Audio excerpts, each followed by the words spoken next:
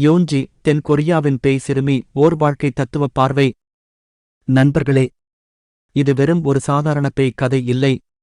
தென் கொரியாவில் நடந்த, மனதை உலுக்கும் ஒரு உண்மைச் சம்பவத்தின் மறுபக்கம் இது. யோன்ஜி ஒரு பள்ளி மாணவி. அவளது உயிரை மாயமாக்கிய அந்த மர்மம் என்ன? அவள் உண்மையில் இந்த உலகில் வாழ்ந்தவளா, அல்லது இணையத்தில் உருவான ஒரு பயங்கரமான பேய் கதையா? இந்தக் கதை உங்களை யோசிக்க வைக்கும். உங்கள் மனதுக்குள் ஒரு கேள்வியை விதைக்கும். வாழ்க்கை தத்துவங்கள் சேனலுடன் நமது பயணம் இப்போது தொடங்கட்டும்.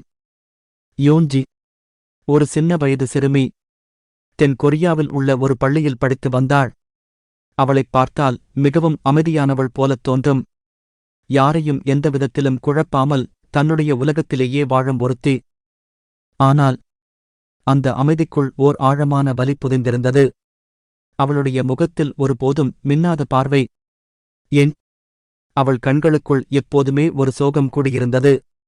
யோன்ஜி யார் என்பதை அறிய நாம் அவளது உலகத்திற்குள் சற்று பயணிக்க வேண்டும். யோன்ஜியின் வகுப்பு நண்பர்கள். யோன்ஜியின் வகுப்பு நண்பர்கள். இது ஒரு முக்கியமான பகுதி நண்பர்களே. அவர்களில் ஒருவரும் யோன்ஜியை மனம் திறந்து நேசிக்கவில்லை. அவளை விருப்பத்தோடு அணுகவில்லை. மாறாக சிலர் அவளை இகழ்ந்தனர், வார்த்தைகளால் காயப்படுத்தினர். சிலரோ அவளை ஏமாற்றினர்.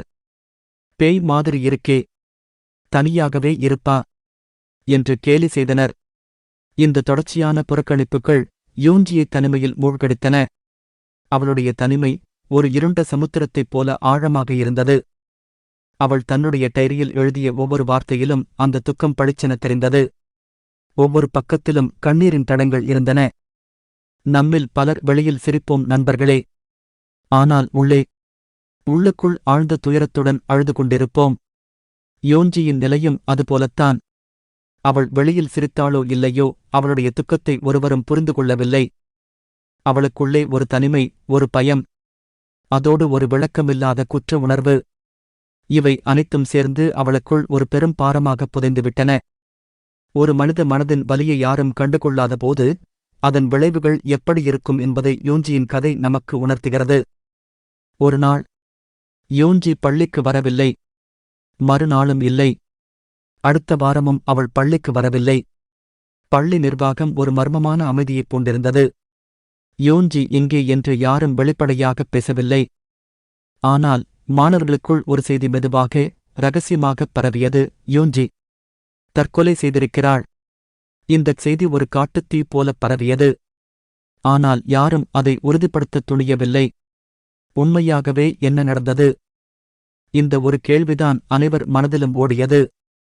குழப்பமான கேள்வி கேட்கும் தொனி. அவளுடைய மரணத்திற்கு பள்ளிச்சூழல் காரணமா? இந்த தொடர்ச்சியான கேலிகள், தனிமைப்படுத்துதல்கள் அவளை தற்கொலைக்குத் தள்ளியதா? அல்லது இது ஒரு பெரிய மூடிய மர்மமா? யோன்ஜியின் பெற்றோர் வெளிப்படையாக எதையும் சொல்லவில்லை. அவர்களுக்கு என்ன நடந்தது என்று ஒருவருக்கும் தெரியவில்லை. யோன்ஜியின் உடல் கூட பொதுமக்களுக்கு காண்பிக்கப்படவில்லை. எதற்காக இந்த ரகசியம்? இதன் பின்னணியில் என்ன ஒளிந்திருக்கிறது? யோன்ஜியின் மரணம் ஒரு பெரும் புதிராகவே இன்று வரை தொடர்கிறது. யோன்ஜியின் மரணத்திற்குப் பிறகு சில மாணவர்கள் சொல்லும் கதைகள் அதிர்ச்சிக்கு மேல் அதிர்ச்சியை ஏற்படுத்தின. யோன்ஜி கண்ணாடியில் தெரிகிறாள். அவளுடைய மேசையில் தானாகவே புத்தகம் திரும்புகிறது. ஒரு நாள் ஒரு மாணவி வகுப்பறையிலேயே மயங்கி விழுந்தாள். யோன்ஜியின் பெயரைச் சொல்லி அலறினாள். யோன்ஜி, யோன்ஜி என்று அவள் சத்தமிட்டாள். இது ஒரு பொதுவான அச்சத்தை ஏற்படுத்தியது. அவள் உண்மையிலேயே திரும்பி வந்துவிட்டாளா? யோன்ஜியின் ஆவி அந்தப் பள்ளியில் உலவுகிறதா? இந்தச் சம்பவங்கள் அனைவரையும் பீதியில் ஆழ்த்தின. இந்த தொடர்ச்சியான பயங்கரமான சம்பவங்களுக்குப் பிறகு அந்தப் பள்ளி தற்காலிகமாக மூடப்பட்டது. பள்ளி அதிகாரிகள் மரணத்திற்குப் பிறகு ஏற்பட்ட பரிதாபமான நிகழ்வுகள் என்று வெளிப்படையாக கூறினார்கள். ஆனால் மக்கள் இதை ஒரு பேய்க் கதையாகவே நம்பினார்கள். யோன்ஜியின் ஆவிதான் இந்தப் பள்ளிக்கு வந்து கொண்டிருக்கிறது என்று அஞ்சினர். சில வருடங்களுக்குப் பிறகு சிலர் இந்தச் சம்பவத்தை முழுமையாக மறந்துவிட்டனர். ஆனால் சிலருக்குள் யோன்ஜி இன்னும் ஒரு பெரும் அச்சமாக, ஒரு மறக்க முடியாத நினைவாக உயிர் வாழ்கிறாள்.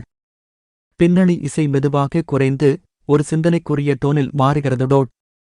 யோன்ஜி, அவள் உண்மையில் இந்த உலகில் வாழ்ந்தவளா? அல்லது இணையம் உருவாக்கிய ஒரு பரபரப்பான பேய்க் கதைதானா? உண்மை எதுவாக இருந்தாலும் யோன்ஜியின் வாழ்க்கை நம்மை ஒரு முக்கியமான உண்மையை உணர வைக்கும். தனிமை, மன அழுத்தம், புறக்கணிப்பு, ஒரு வார்த்தை அல்லது ஒரு செயலற்ற நிலை, இவை அனைத்தும் ஒருவருடைய வாழ்க்கையை முழுவதுமாக முடித்துவிடலாம். ஒரு சின்ன குழந்தையின் மனதைக்கூட சிதைத்துவிடலாம். இந்தக் கதையின் முடிவில் ஒரு கேள்வி: ஒரு யோன்ஜி உங்கள் பக்கத்தில் இருக்கிறாள் என்றால் நீங்கள் அவளை கவனிக்கிறீர்களா? அவளுடைய வலியை புரிந்து கொள்கிறீர்களா? பின்னணி இசை மெதுவாக அடங்குகிறதோ. திரையில் எழுத்துரு வாழ்க்கை தத்துவங்கள் யூடியூப் சேனலுக்கு சப்ஸ்கிரைப் செய்ய மறந்துடாதீங்க நண்பா.